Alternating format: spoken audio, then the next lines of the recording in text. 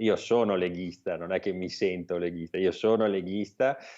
Logicamente sono molto vicino a quello che è la figura del presidente, anche perché io ho iniziato a far politica, diciamo un po' sull'onda di quella che era l'immagine del presidente ancora diversi anni fa, però io sono leghista e resterò leghista sempre. Nessun conflitto né ideologico né personale, conferma Alberto Villanova, leghista doc ma mister preferenze della lista Zaia nella Marca e tra i nomi di cui si parla inevitabilmente per un eventuale assessorato trevigiano, nonostante la concorrenza sia agguerrita dall'assessore uscente Federico Canera, Sonia Brescaccini e Marzio Favero, solo per citarne alcuni. Ovviamente il diretto interessato si scarnisce e si affida al responso di Zaia come tutti del resto. Però adesso penso ci sia solo da godersi il bel momento, il bel risultato, un risultato ottenuto grazie a una bella squadra che ha lavorato insieme a me, e per il resto penso sia compito del governatore Zaia, quindi mi godo solo il momento. Insomma, tutti allineati e coperti dietro al leader, la campagna elettorale è finita, il dado è tratto e i rapporti di forza, pur tra anime gemelle, evidenti. Ogni competizione elettorale poi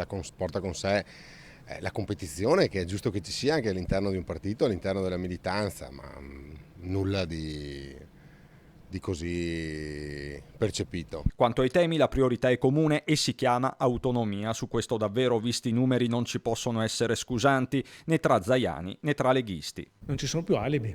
Chiaramente l'autonomia passa da un voto a Roma e sappiamo a Roma com'è la situazione, però con una regione così tutte le cose che potranno essere fatte devono essere fatte, e penso che coordinarsi con le altre regioni a guida Lega o comunque dove siamo in maggioranza potrebbe essere utile